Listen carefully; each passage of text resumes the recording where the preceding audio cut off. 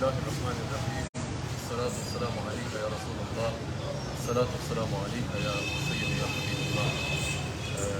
حج کی 10ویں شب شروع ہو چکی ہے. آپ سب کو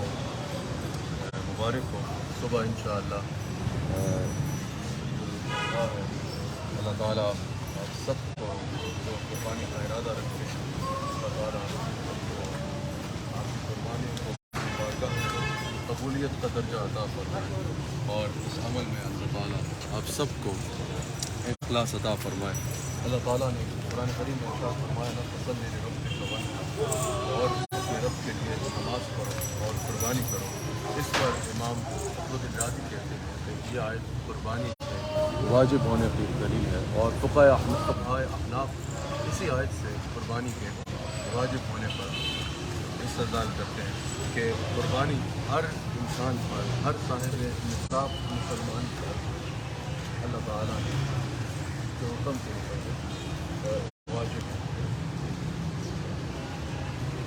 اور رسول اللہ صلی اللہ علیہ وآلہ وسلم کے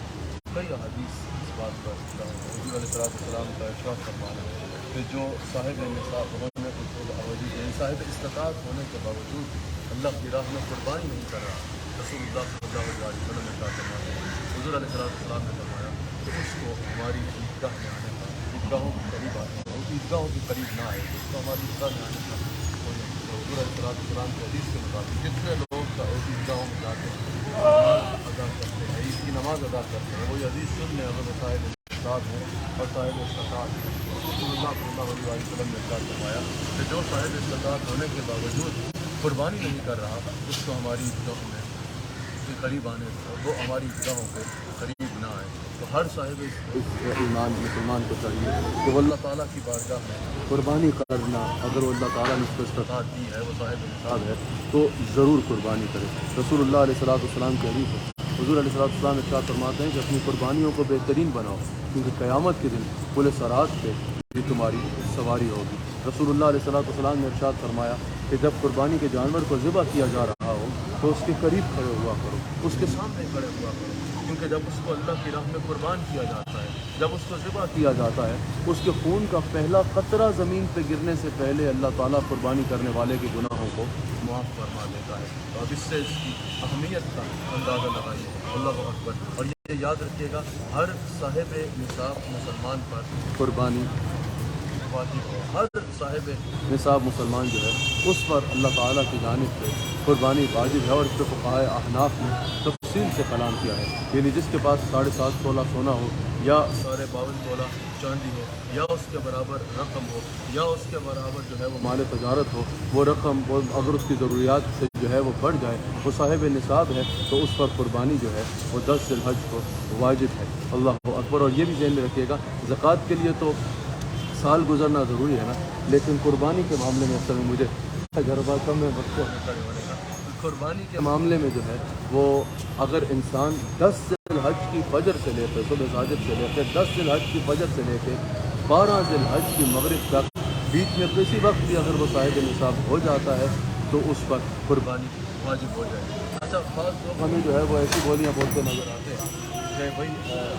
آپ اتنی ایک محلے میں اگر 15 گھر ہیں ایک محلے میں اگر 10 گھر ہیں تو سارے کے سارے قربانی کر رہے ہیں. چلو چند گھر قربانی کر لیں وہ تقسیم ہو جائے گا باقی وہی مال غریبوں کو دے دیں. تو آپ ان سے یہ پوچھئے کہ بھائی آپ کو صرف اس مسئلے میں یہ بات نظر آتی ہے کہ وہ پیسے غریبوں کو دے دیے جائیں اور کسی معاملے میں آپ کو یہ تکلیف نہیں ہوتی اور کسی معاملے میں آپ کے ذہن میں نہیں آتا. صرف جب اللہ کی راہ میں قربانی کی بات آئے گی جس کے بارے میں حضور علیہ السلام نے ارشاد فرمایا کہ 10 ذی الحج کو اللہ تعالیٰ کی بارگاہ میں سب سے پسندیدہ عمل جو ہے وہ قربانی کے جانور کا خون بہانا ہے جس کے بارے میں حضور علیہ السلام نے فرمایا کہ 10 ذی الحج کو عید الاضحیٰ کے دن حضور علیہ السلام نے فرمایا سب سے بہترین خرچ جو ہے وہ قربانی کرنا ہے. تو کیا اللہ اور اس کے رسول کو معاذ اللہ ثم معاذ اللہ یہ بات نہیں پتا تھی جو آپ کہہ رہے ہیں جو آپ اپنے فلسفے جاڑ رہے ہیں کہ بھائی وہی مال جو ہے وہ قربانی کے بجائے کسی جو ہے وہ غریب کو دے دیا جائے. غریب کو مال دینے سے کس نے روکا؟ صدقہ کی اور فضیلت نہیں ہے؟ صدقہ کی حضور علیہ السلام نے کتنی فضیلت عطا فرمائی. اگر کوئی گھر میں 4 کھانے بنا رہا ہے تو آپ اس کو کیوں نہیں کہتے کہ اپنے گھر میں 2 کھانے بنا لو 1 کھانا بنا لو اور باقی پیسے جو ہے وہ غریبوں کو دے دو. عید کی شاپنگ کرنے والوں کو تو آپ کبھی نہیں کہتے کہ عید پہ نیا जोड़ा लेने के बजाय पुराना जोड़ा पहन लेना, वो पैसे गरीबों को दे दो। ईद पे दीगर मामलात करने वालों को तो आपने कभी भी ये नहीं कहा, लेकिन जब अल्लाह की राह में कुर्बानी आएगी तो आपको तकलीफ जाग जाएगी कि भाई ये पैसे किसी गरीब को दे दो। गरीब को 1000 बार पैसे दो, लेकिन 10 ज़िलहज को अल्लाह की बारगाह में सबसे पसंदीदा अमल जो है वो कुर्बानी के जानवर का खून बहाना है। और हुज़ूर अलैहिस्सलाम ने फरमाया 10 ज़िलहज को जो बेहतरीन खर्च है वो कुर्बानी के अल्लाह की बारगाह में जानवर को कुर्बान करना है। और ये भी जहन में रखिएगा, कुर्बानी एक मुस्तकिल इबादत है, ये ऑप्शनल नहीं है। जैसे मैंने कहा कि जो मुसलमान साहिब निसाब है, साहिब इस्तात है, उस पर कुर्बानी करना ऑप्शनल नहीं है, करे तो ठीक है, ना करे तो खैर है, उस पर कुर्बानी करना वाजिब है। तो इस बात को यकीनन अपने जहन में रखिएगा। और फिर ये बात जहन में रखिएगा कि कुर्बानी में इखलास होना बहुत ज़रूरी है। बाज़ लोग कुर्बानी करते हैं, कुर्बानी का सिलसिला तो करते हैं, लेकिन उसमें अल्लाह की रज़ा की नीयत होना ज़रूरी है। अल्लाह की रज़ा की नीयत पे तवज्जो नहीं करते कि हमारी नीयत क्या सिर्फ ये है कि हमने नुमाइश करनी है, हमारी नीयत क्या सिर्फ ये है कि हमने घर के बाहर जो है वो जानवर को बांधना है। नहीं, इसमें सबसे ज़्यादा ज़रूरी ये है कि आप अल्लाह की राह में जब जानवर कुर्बान कर रहे हैं तो आपकी नीयत खालिस हो कि ये मैं अल्लाह की रज़ा की खातिर कर रहा हूँ। क्योंकि अल्लाह करीम ने इरशाद फरमाया ना कि हमारे तक ना तुम्हारे जानवर का खून पहुंचता है, ना गोश्त पहुंचता है, ना अल्लाह की बारगाह में उसकी ये दीगर चीज़ें पहुंचती हैं। अल्लाह ताला की बारगाह में जब कुर्बानी का जानवर आप कुर्बान करते हैं तो अल्लाह ताला फरमाते हैं हम तक तुम्हारा वो तकवा पहुंचता है, तुम्हारी नीयत पहुंचती है। तो ये ज़हन में होना ज़रूरी है कि खालिसतन अल्लाह की रज़ा की खातिर कर रहा हो। कुर्बानी के बारे में सवाल होता है कि अगर सारा खुद खा लेंगे, यकीनन कुर्बानी तो हो जाएगी, कुर्बानी का वो जो आपका वाजिब है वो तो आप अदा कर देंगे, लेकिन बेहतरीन तरीका ये है जो बताया गया कि उसके 3 हिस्से के लिए, एक हिस्सा अपने घर के लिए रखें, एक हिस्सा अपने अहल व अयाल के लिए रखें, और एक हिस्सा जो है यानी अपने रिश्तेदारों के लिए, और एक हिस्सा अल्लाह की राह में गुरबा और मसाकीन में तकसीम कर दें। और ज़ाहिर है इसमें कोई शक नहीं कि गुरबा और मसाकीन में जितना ज़्यादा तकसीम करेंगे, जितना ज़्यादा से ज़्यादा भी अगर आप इसमें करना चाहें कि मैं ज़्यादा हिस्सा जो है वो अल्लाह की राह में उन गुरबा और मसाकीन तक ही गोश्त पहुँचाऊँ जिनको बाकी सारा साल ये गोश्त पहुँचाने वाला और कोई नहीं होता, तो इसमें कोई शक नहीं कि उसका अजर, उसका सवाब कई गुना बढ़ के होगा। अल्लामा फैसल जो है ये दूर बंदे हुए जानवरों से भी ज़्यादा डर रहे हैं। आपको ज़्यादा डर क्यों लगता है? आदत नहीं है क्या? अच्छा, अल्लामा साहब को ऊँट से ज़रा डर लग रहा है। डर तो खैर लगना भी चाहिए, क्योंकि शेर के सामने या ऊँट के सामने खड़ा हो जाना बिला वजह वो बाहर ज़्यादा भी होता है, जो नुकसान भी हो सकता है। तो सबसे बढ़कर अल्लाह ताला की रज़ा की नीयत होना इसमें बहुत ज़रूरी। अच्छा, एक बात और, बाज़ लोगों का हमने ये भी अभी सुना कि ऐसा होता है कि भाई वो कुर्बानी के जो कसाई आते हैं कुर्बानी करने की खातिर,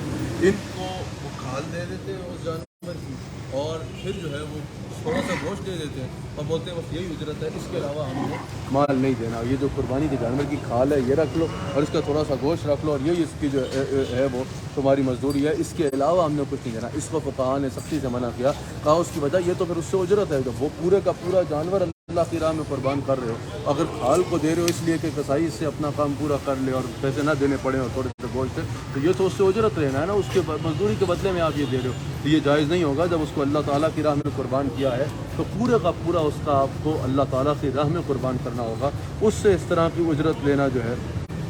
वो आपके लिए जायज़ नहीं होगा। और एक बात और कि हुज़ूर अलैहिस्सलाम जब आप जब ये सुन्नत इब्राहीमी अदा करें तो इसमें कहा जाता है भाई कौन कौन सा जानवर आप अल्लाह की राह में इसमें कुर्बान कर सकते हैं। तो इसमें सबसे पहले आपको ये है कि इसमें आप इसमें ऊँट अल्लाह की राह में कुर्बानी में इसलिए ईद उल अज़हा के दिन कुर्बान किया जा सकता है, गाय को कुर्बान किया जा सकता है, और इसमें भी तफसील से कलाम है कि भैंस भी जो है वो उसके ज़ुम्मे में आती है, गाय को किया जा सकता है, और जो है वो दुम्बा अल्लाह की राह में कुर्बान किया जा सकता है, मेंढा, बकरा, इनको ईद उल अज़हा के दिन कुर्बान किया जा सकता है। ऊँट की उम्र जो है वो 5 साल होना ज़रूरी है, बैल की उम्र जो है वो 2 साल होना ज़रूरी है, और बकरे या दुम्बे की उम्र जो है वो 1 साल होना ज़रूरी है। हाँ, अगर दुम्बा 6 महीने का हो लेकिन उसका जिस्म ऐसा हो, उसका वजूद ऐसा हो कि वो 6 महीने का है लेकिन साल का लगता है, तो उसकी भी कुर्बानी हो जाएगी। सबसे बढ़कर जो मैंने कहा कि कुर्बानी में जिस चीज़ की तरफ आपकी सबसे ज़्यादा तवज्जो होना ज़रूरी है वो ये है कि वह जानवर जब आप कुर्बान कर रहे हैं तो उसमें खालिसतन अल्लाह को राज़ी करने की, अल्लाह की रज़ा की ज़रूरत। अच्छा, जानवर में क्या चीज़ें हों तो उसकी कुर्बानी नहीं होती, इस पर इब्न माजा में जो है वो वाज़ेह तौर पे हदीस मौजूद है। हुज़ूर अलैहिस्सलाम ने फरमाया अगर जानवर अंधा हो यानी उसका अंधापन जो है वो ज़ाहिर हो जाए तो फिर उसकी कुर्बानी نہیں ہوگی. اگر وہ جو ہے وہ اس کی اتنی زیادہ بیماری ہو, جانور کو چھینکیں لگی ہوتی ہیں یا القبول کہ کوئی بڑی بیماری ظاہر ہو جائے, اس کی قربانی نہیں ہوگی. اگر اتنا کمزور ہو کہ ہڈیوں کی سوا اس میں گوشت ہو ہی نہیں, اس کی قربانی جو ہے قربان تعالیٰ نہیں ہوگی. اور حضور علیہ السلام نے فرمایا کہ جو اس طرح کا لنگڑا ہو کہ وہ چل کے جو ہے وہ جہاں اس کی قربانی کرنی ہے وہاں تک جا پی نہ سکے, تو اس کی قربانی جو ہے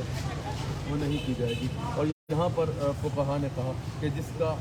آدھا سے زیادہ یا آدھا کان کٹا ہو یا اس کا سینگ ٹوٹا ہو تو اس کی بھی قربانی جو ہے وہ نہیں. تو جب ظاہر اللہ کی بارگاہ میں پیش کرنا ہے تو بہترین جانور لیجیے اپنی استطاعت کے مطابق, جس طرح اللہ تعالیٰ نے استطاعت دی ہے اس کے مطابق بہترین سے بہترین چیز لے کے اس کو اللہ کی راہ میں قربان کریے. تو اللہ کی راہ میں جو آپ نے پیش کرنا ہے اس کو بہترین بنائیے اور بہترین طریقے سے اس کو اپنے رب کو حضور پیش کیجیے. اچھا, یہاں پر ایک سوال اور ہوتا ہے کہ بعض لوگوں کی ہمارے یہاں بہت زیادہ عادت ہوتی ہے, بالخصوص اہل سنت و جماعت میں یہ بہت زیادہ دیکھا جاتا ہے کہ بہت زیادہ اس چیز کا وہ ہوتا ہے کہ حضور علیہ السلام کی بارگاہ میں جانور پیش کرنا, اور کوئی جو ہے وہ سیدہ پاک سلام اللہ علیہ کی بارگاہ میں پیش کر رہے ہیں, کوئی حسنین کریمین کے نام پہ پیش کر رہے ہیں, کوئی سیدنا صدیق اکبر رضی اللہ تعالیٰ عنہ کے نام پہ پیش کر رہے ہیں,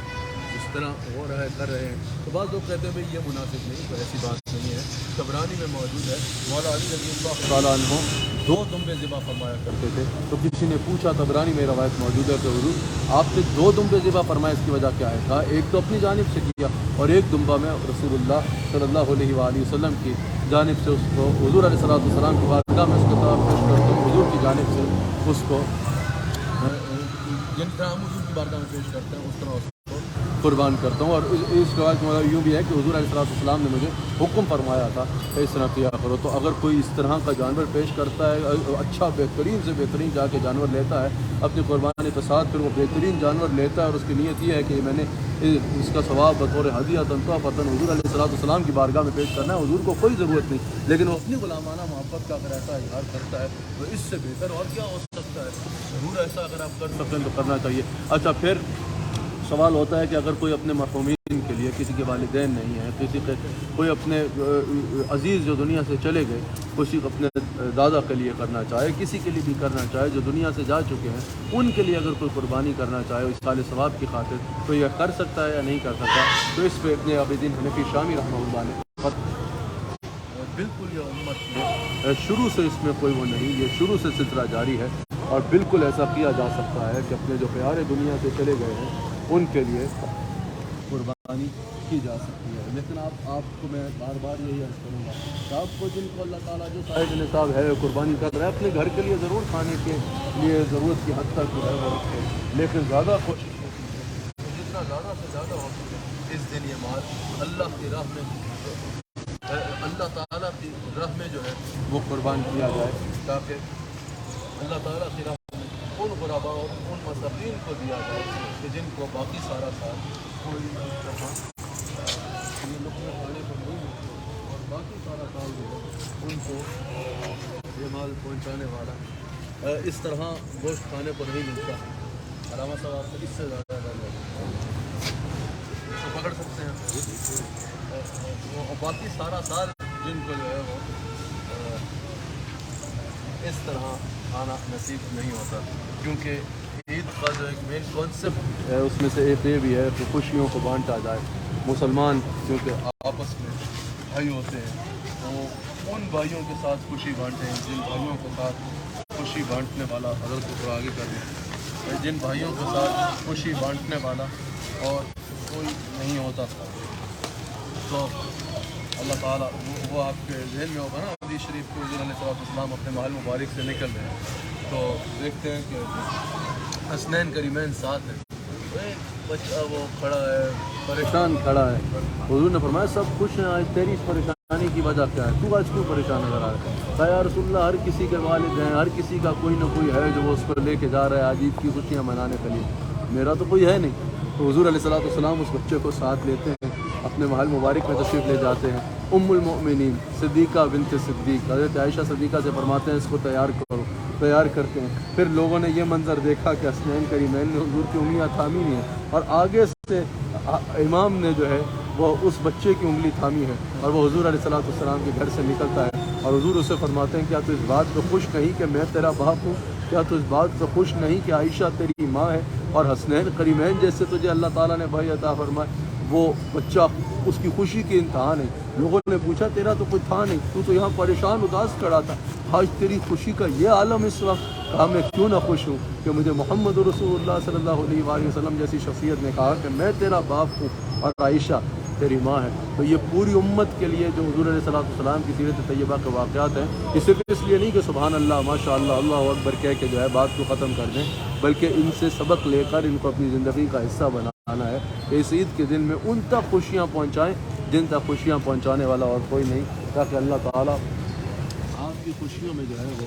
برکت عطا فرمائے، اور آپ کی خوشیوں میں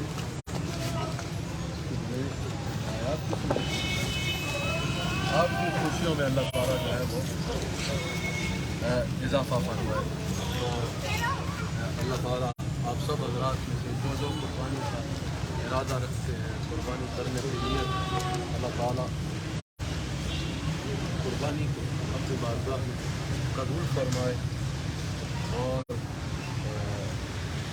اللہ تعالیٰ اس میں اخلاص عطا فرمائے، اور اللہ تعالیٰ آپ سب کے اوپر،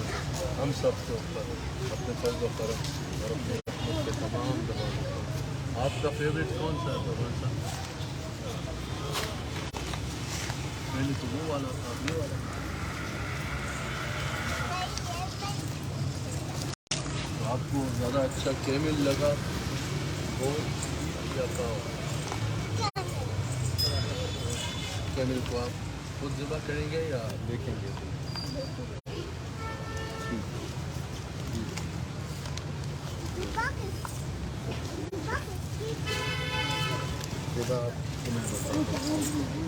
کس چیز کے ساتھ ذبح کرتے ہیں؟ کیا؟ آپ نے دیکھی تھی اللہ ہو کیا